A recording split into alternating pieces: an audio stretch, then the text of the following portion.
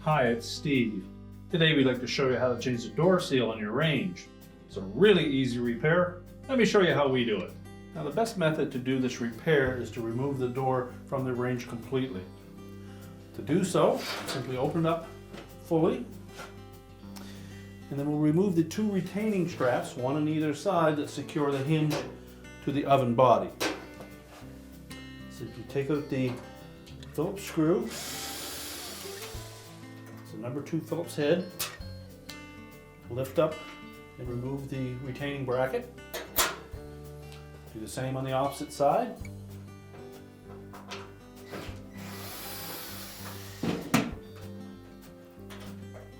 Now with the 2 brackets removed, we next need to block that hinge from closing up completely.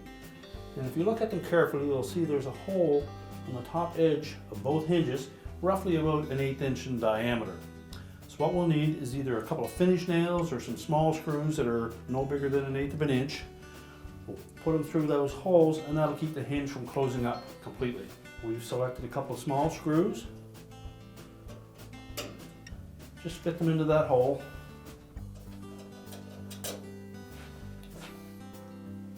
And then as we close that door up, the hinge will come up against that screw and prevent the door from closing completely. At this point, we can lift the door up and out of the oven body, and then we're going to set that on a suitable work surface, and we can change out that part. Now we've laid the door face down on a suitable work surface. Our next step will be to remove these 3 screws across the bottom of the door that help secure the outer panel to the door body. Again, a number 2 Phillips screw is being used.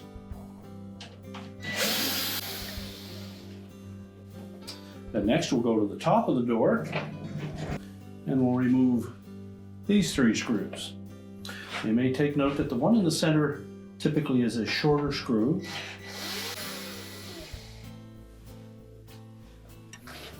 Then we'll carefully lift off the outer door panel and remove it. And we'll just set that aside. This bracket may have stuck to the bottom of the door or may still be attached to the door frame. We simply need to lift that off and set it aside as well. With the outer door panel removed, we've now exposed 4 studs that secure the inner heat shield and the window pack. So we're simply going to take those 4 3/8 nuts off of those studs.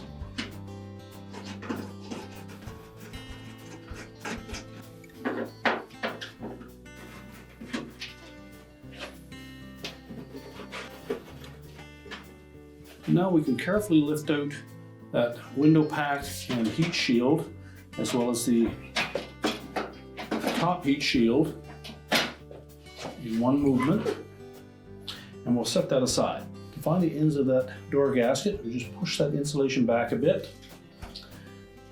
and you can pull those up out of the way. Typically they're quite stiff from being exposed to high heat for a long period of time. So next we'll take these little arrowhead fasteners and just push those all down through those holes.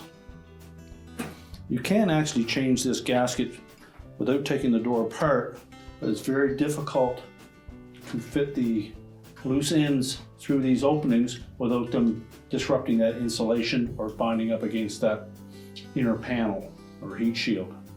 So for the extra step of taking that off, it makes it so much easier to do this repair. So just continue around the perimeter of that window.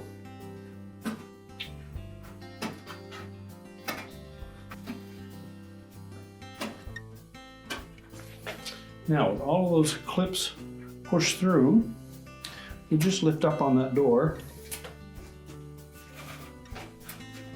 and then you can pull that gasket down through that opening. Again, you may need to manipulate the end of that. This has probably gotten quite stiff from the heat.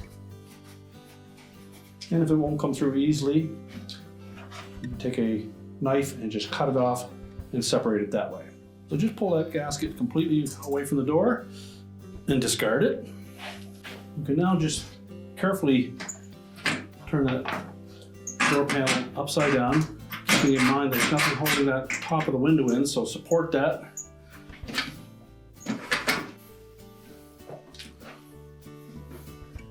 We'll begin by taking one end. We're just going to tuck that down through that round opening.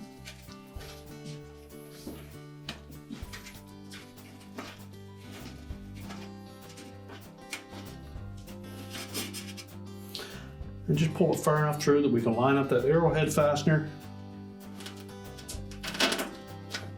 and insert that in the proper opening. Rotate the gasket so that it lies flat, and then just continue to go around the door, installing each of those individual arrowhead fasteners. Make sure they're pressed firmly into place so that they lock onto the door.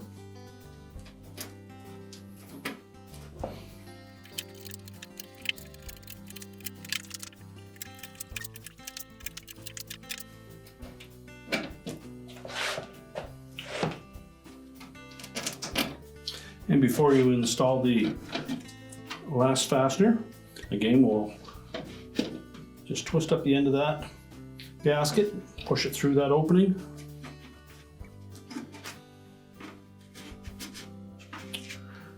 Then line up the fastener, snap it into place, pull the excess down through the hole. And now we're going to turn that door back on its face. Remember to support that glass as you're lifting the door up. Next, we'll just tuck those two ends down in underneath the insulation. Position that again. Make sure all of that insulation is tucked safely away from the surface of that glass. And then we're ready to put the inner door panel back on.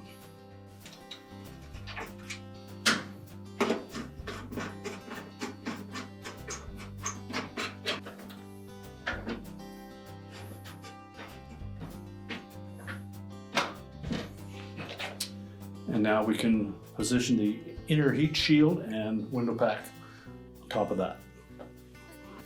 So again, before we install that, we may want to clean the underside of that glass. Once we've done that,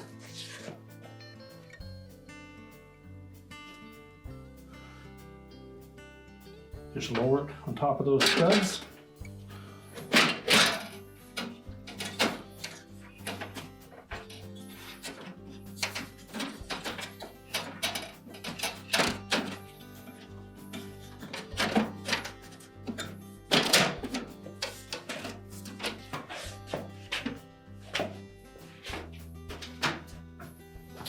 And then secure it with the hex nuts.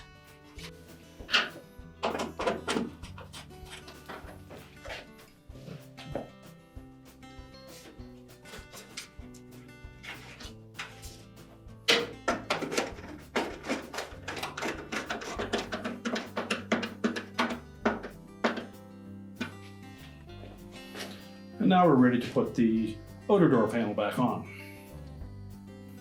Now when you remove the outer door panel, if that filler strip on the bottom dropped out of place, you can either put it back into the outer door panel or you can sit it right on the door frame itself. We want to position it so that the open channel portion faces to the inside of the door. And then we can just balance it in place, lining up the screw holes in the end until we can set that outer door panel on top of it.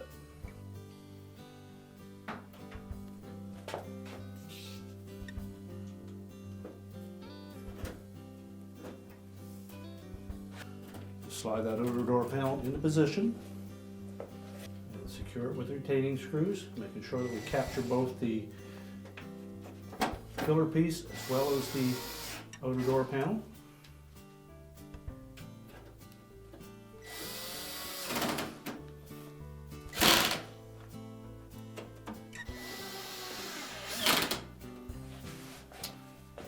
Now we'll put the screws in the top of the door. Keeping in mind the short one goes in the center.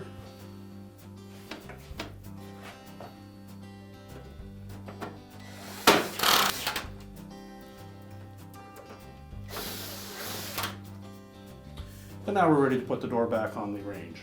So now we just want to line that door up. The hinge sockets.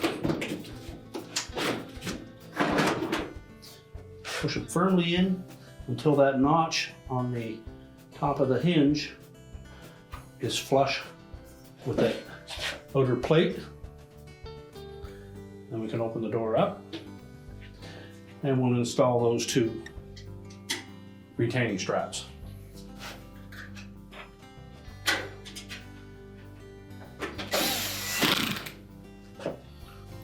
And then we can close the door up.